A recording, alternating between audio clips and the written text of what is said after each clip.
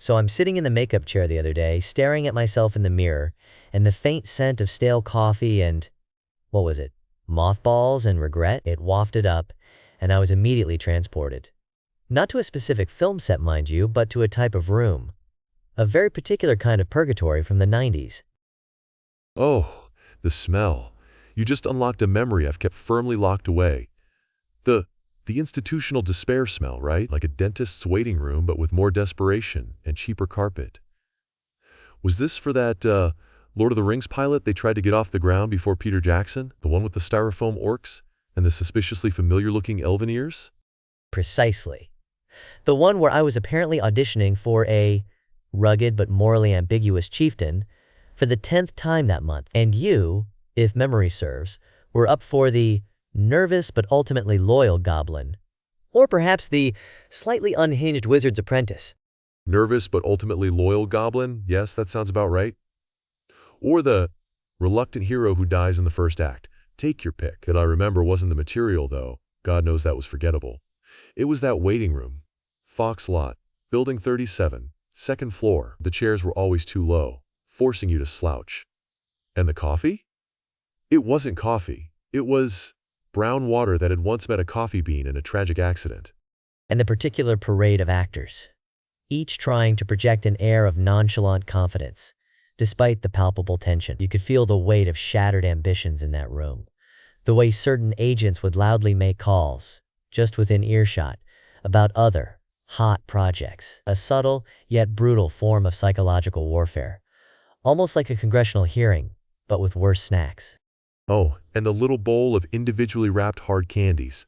Nobody ever took one. Too afraid to make noise. Or maybe it was just a trap. Who knows? I always watched the clock, thinking about the traffic getting back across the bridge. That whole experience felt like a fire drill, where nobody knew where the fire was, but everyone was still running around in circles.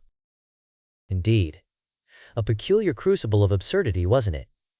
One that makes you question the sanity of the entire endeavor, a kind of memory that sticks with you. A testament to the odd corners of a life lived.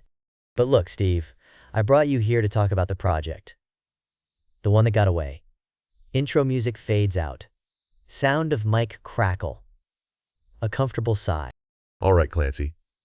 Another fine brew, thank you. You know, sitting here, it's like a masterclass in calm. You've got that gravitas without even trying. Me? I'm fidgeting. Always fidgeting. Steve, it's just a chair. And a good cup of coffee. You try enough chairs in your life, you learn to appreciate the ones that don't immediately try to conspire against your lumbar. Though, I suppose, if chairs did conspire, I'd probably be cast as the head chair, plotting against the human spine. It's an occupational hazard, I suppose. My face, it suggests. Nefarious furniture. Nah, it suggests authority. Whether that authority is good, bad, or just really, really strong, that's the audience's problem. But hey, speaking of our collective occupational hazards and the stories we tell, you mentioned you had something, a project, a passion project you called it? Ah, yes. The albatross around my creative neck. Or perhaps, more accurately, the bespoke suit I tailored for myself that no tailor, apparently, wishes to sew. It's a film, naturally. I wrote it, you see. Spent a good decade tinkering, polishing, letting it marinate in my own peculiar brand of quiet desperation, I suppose. Quiet Desperation, huh? That's a good title right there. What's it called? No, not quiet desperation, though that's certainly woven into its fabric. The title, Steve, is The Quiet Anvil. The Quiet Anvil. Okay, that's not what I expected. But I like it. It's got heft. And quiet, tell me. Ideally, we shoot this on 70 millimeters. Absolutely. None of this digital shorthand. I want the grain, the depth, the texture of film. We open on a single, exquisitely formed droplet of condensation, slowly, almost imperceptibly, sliding down the polished, dark grain of a spruce soundboard. Panavision anamorphic lens, of course, to capture the almost oceanic sweep of that microsurface, the way the light catches it, reflecting a fractured, inverted world. The camera doesn't rush. It observes. It descends, slowly, tracing the path of that droplet as it vanishes into the faintest seam in the wood, a seam so precise it's nearly invisible. It's a testament to patience, to craft, to the almost sacred geometry of creation. The sound is just the ambient hum of a quiet workshop, the distant, almost liturgical scrape of sandpaper on wood, a barely audible sigh of wind through a cracked window pane. No score yet, just presence. And then we pull back, just a fraction, and we see it's the side of a cello. Not just a cello, but a cello in the final stages of its birth. And we see the hands. My hands, Steve, my hands. Gnarled and powerful, yes, but working with a delicacy that belies their size. A surgeon's precision, an almost ethereal grace, applying the final, whisper-thin coat of varnish. Each stroke, deliberate. Each breath, held. The hands are scarred, yes, from a lifetime of work, but they are not hands of aggression. They are hands of creation, of profound, meticulous care. Wow. Okay, that's a beginning. That's a statement of a beginning. So you're a luthier? A cello maker? Precisely. I play Arthur Penhaligon. Arthur, who, by outward appearance, is everything one might expect from my usual casting. He's a large man, imposing, certainly, with a voice that could, if he chose, rattle windows. And he carries himself with a certain weighty presence. But Arthur? Arthur is a gentle giant. He lives alone in a ramshackle, gloriously untidy workshop on the outskirts of a forgotten coastal town. He makes cellos. Just cellos. And he pours his entire being, his soul, into each one. He's not just carving wood, he's coaxing music into existence. He views his craft as a spiritual act, a conversation with the trees, with the very air that will eventually vibrate through the instrument. A conversation with the trees. Man, that's beautiful, Clancy. But what's the story? I mean, usually when I see you, somebody's getting disciplined, or chased, or having their head removed. Ah, yes. The accustomed narrative. No, Steve. Arthur Penhaligon removes no heads, save perhaps metaphorically, through the sheer beauty of his craftsmanship. His conflict isn't external, it's profoundly internal. The narrative hinges on two things. Firstly, the encroaching, insidious march of modernity, a conglomerate, Sonata Audio, led by a slick, soulless executive, perhaps played by, one of those chaps who always plays the charming villain, maybe Michael Shannon or Willem Dafoe, but this time they're actually soulless, not just menacing. They want to buy his land, bulldoze his workshop, turn the scenic coast into a bespoke luxury resort with authentically rustic, prefab structures. Arthur, of course, utterly refuses. He's not interested in money. He's interested in the integrity of his work, the sanctity of his space, the whisper of history in the old timbers of his workshop. So it's a David and Goliath story? A quiet guy against the big corporation? Not quite. That's merely the framing. The real story, the true heart of the Quiet Anvil, is Arthur's profound, debilitating grief. You see, he lost his daughter. Years ago, a cellist herself. A prodigy. And the last cello he built, the one he pours his soul into throughout the film, isn't for a client. It's for her, a final, perfect instrument, a vessel for her memory, a way to keep her music alive, even if it's only in his own mind. He believes, in his quiet, almost mystical way, that if he can just craft this one perfect instrument, she'll somehow play again, or that her spirit will find a resonance within its curves.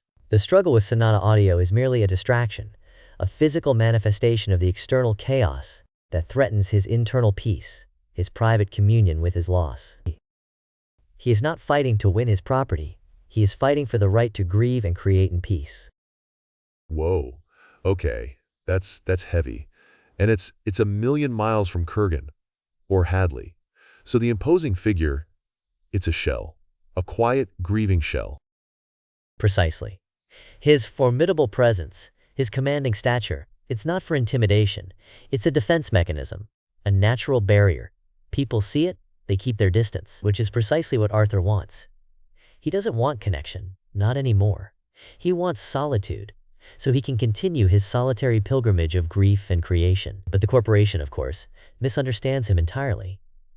They see the large man, the deep voice, and assume he's stubborn, perhaps violent, a relic to be removed. They send their thugs, their lawyers, their PR people. And Arthur, in his quiet, unwavering way, simply exists. He doesn't fight back with his fists. He fights with his silence. His dedication to craft, his sheer, unyielding being. He'll sit at his workbench, ignoring the eviction notices, the blaring construction, the veiled threats. He'll keep sanding. He'll keep varnishing. He'll keep talking to the wood, to the ghost of his daughter. So the climax, it's not a brawl. It's what, a reveal? A moment of pure defiance?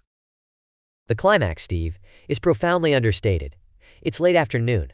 The developers have brought in a bulldozer, ready to level the workshop. Arthur is inside, oblivious, or perhaps just choosing to be. He's finished the cello. The final varnish has dried. The strings are tuned. And he picks up a bow. And he plays. He's not a virtuoso, not in the way his daughter was. He plays a simple, haunting melody. A lullaby, perhaps, that he used to sing to her.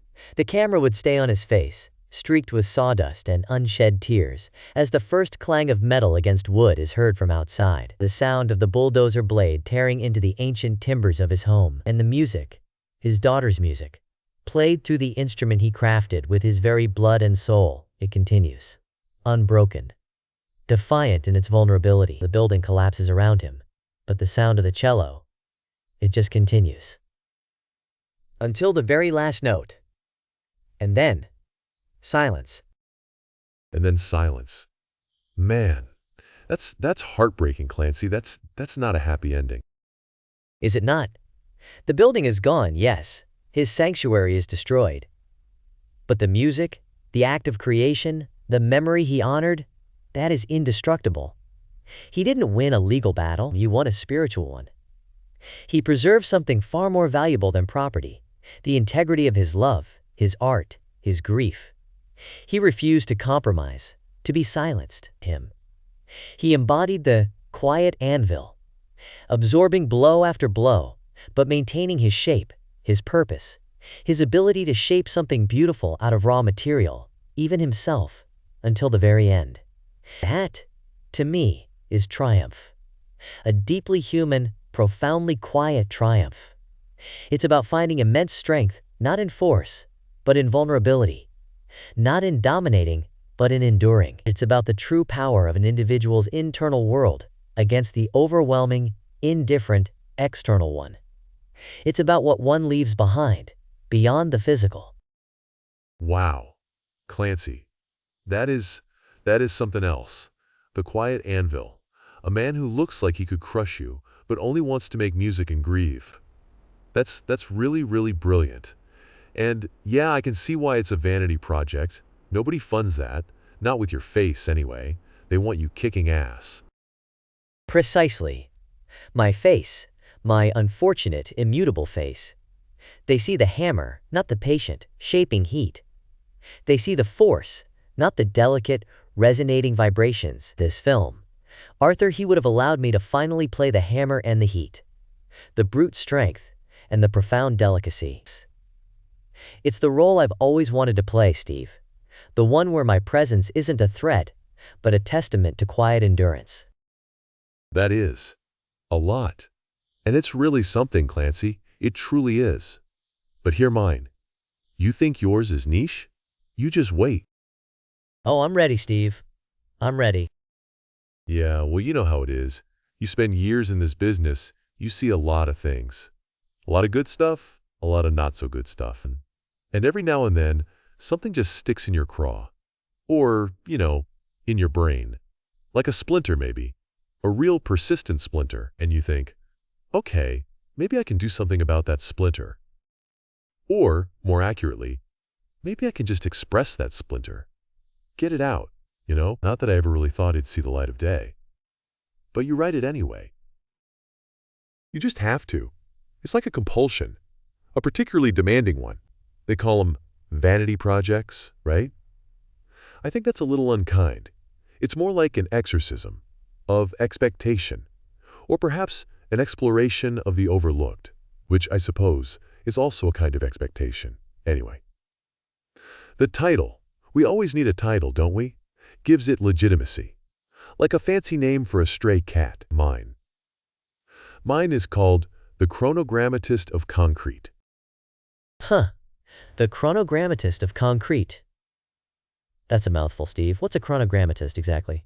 Sounds like something out of a very specific, very thick dictionary. Well, exactly. It is out of a very specific, very thick dictionary. Or it would be if I hadn't coined it, I suppose. It means someone who records time, essentially, but not in the way a clock does. More like a linguistic fossil hunter. For the city. For the pavement. We open, Clancy, we open. We open on a single discarded cigarette butt. Not just any cigarette butt. This isn't a grime and grit picture. This is meditation. It's a beautifully lit, almost sculptural thing, lying there on the wet asphalt, after a midnight rain. Still clinging to a faint, perfectly formed droplet of water on its filter. The camera, a Panavision lens, 70 millimeters, of course it just hovers. Above it. For a long, slow count of 10, maybe 15, you can hear the distant, almost imperceptible hum of the city breathing, a low, resonant thrum. And then, we track, slowly, deliberately, not a quick pan, a drift and the cigarette butt, to the gutter line, where a discarded, broken umbrella rib, like a tiny skeletal hand, points towards a faint, almost invisible chalk mark, a child's hopscotch square, partially washed away. Ghostly. The light is low, not bleak, not dark, but that specific, phosphorescent glow of the city at 3 a.m. Streetlights hitting the wet concrete, creating these deep, rich, reflective pools. The colors are muted, desaturated, but with these sudden, almost startling pops of accidental luminescence. A discarded candy wrapper, iridescent in the lamplight, a broken shard of glass, catching a glint like a tiny, fallen star. Wow, that's a very specific cigarette butt, Steve. And a very patient camera. I like that. So we're following the hopscotch mark? Where does it lead? No, Clancy. Not the hopscotch mark. The hopscotch mark that's just a clue, a hint, of what's been lost, what's been written on the pavement, then erased. A camera. It doesn't follow anything. It observes. It discovers. And as it discovers, we fade in a sound, a very faint, rhythmic swoosh, like a gentle, mechanical exhale. And then, just as the camera has drifted across a dozen more discarded fragments of urban detritus, a crumpled bus transfer, a single child's mitten, a torn page from a romance novel, the first image of him, my character. His name is Elon, just Elon, no last name. He's sweeping. A street sweeper. Not just a street sweeper, the street sweeper. He operates this antique model, not one of those big, rumbling, modern contraptions. This is an older, quieter machine. It's got a dignity to it, a kind of industrial grace. And he's on it, driving it with a meticulousness that borders on reverence. Every stroke of the brush, every arc of the water jet, it's precise, deliberate. He works only at night, from 11 p.m. to 7 a.m., and he's covering a very specific, unchanging quadrant of the city. Has been for 30 years. So, Elon, he's the lead. You wrote him for yourself then? Absolutely. He's not twitchy, Clancy. He's not a screw-up. He's not the guy who gets knocked out in the first act, or the one you feel vaguely uncomfortable talking to at a party. Elon is still. He's centered. He's got this profound calm about him. His movements are economical. His eyes miss nothing. He's not a social butterfly. He doesn't really speak much. But when he does, it's with this quiet, almost resonant conviction. He knows things. Things other people literally sweep away. So he's not just cleaning streets. He's gathering intel? A secret agent in a broom truck? No. Nothing so conventional. Elon sees the city's unconscious, the bits and pieces we shed, the things that fall out of our pockets, out of our minds, out of our lives. He's not just sweeping dirt, He's sweeping residue, psychic residue, memory residue, and he's not just discarding it, he's collecting it. In the bowels of the sanitation department, in a forgotten, dust-choked corner, Elon has built something, a kind of archive, not of papers, not of files, but of the actual debris, sorted, cataloged. Every lost glove, every broken doll's eye, every ticket stub, every single, distinct piece of chewing gum pressed onto the pavement, he collects it. He's not hoarding, he's preserving. Because, Clancy, he believes he knows that these fragments, they're not just trash. They're the physical manifestations of the city's subconscious. Each one a tiny anchor to a moment, to a decision, to a forgotten dream. So he's like a garbage archaeologist? Finding meaning in the trash? Getting warmer. But it's more than meaning. He believes that the sum total of these discarded objects creates a kind of counter-narrative, a hidden text, the city's true story, written in the debris. And he starts to see patterns, not just mundane patterns. He sees anomalies. He notices that certain types of objects disappear from his quadrant, suddenly, or reappear inexplicably. He finds notes, written on scrap paper, from alternate timelines or fragments of conversations that haven't happened yet. He starts to understand that the city, it's not just a place, it's a palimpsest. And someone is trying to erase the layers, to sanitize the past, to control the narrative not just in history books, but in the very fabric of the asphalt itself. Okay, so we've got a quiet, observant man, played by Steve Buscemi, who is the only one who sees the truth in the trash. And there's a conspiracy. Who's the bad guy? The city council? A secret society of super clean freaks? No. Nothing so pedestrian. The antagonist is more abstract. It's an entity, a kind of temporal janitor, a force that seeks to streamline existence, to remove all deviation, all chaos, all soul. It manifests as a series of increasingly efficient, increasingly silent, street-sweeping drones. Perfect. Flawless. And they don't just clean, they erase. They literally unmake the existence of the discarded, removing its historical trace, its potential. And Elon, he's the only one who can see it happening. Because he's been documenting the imperfections, the accidents, the lost bits, for so long. He's the only one who recognizes the gaps. The sudden, unnatural silence in the city's subconscious hum. That's pretty heavy, Steve. So you, Elon, you're the last bastion of human messiness against the forces of existential tidiness? The keeper of chaos? Exactly. My character isn't a hero in the conventional sense. He doesn't throw punches. He doesn't even raise his voice. His heroism is in his witnessing, his remembering. He's the quiet archivist, painstakingly, almost religiously, piecing together the forgotten language of the city from its detritus. He's the one who stands for the importance of the overlooked, the value of the seemingly insignificant. His small, unassuming garage, filled with categorized trash, becomes the last library of authentic human experience. He corrects the record, not with a pen, but with a broom and an almost spiritual dedication to the discarded. He proves that the most important truths aren't in grand gestures, but in the quiet, dusty corners we all ignore. Man, that's brilliant, Steve. It really is. I can see it. That quiet dignity, the depth. It's perfect for you. No twitching, no frantic running around, just profound observation. But yeah, you're right. I can also see why they wouldn't fund it. Hollywood wants explosions, not meticulously cataloged chewing gum.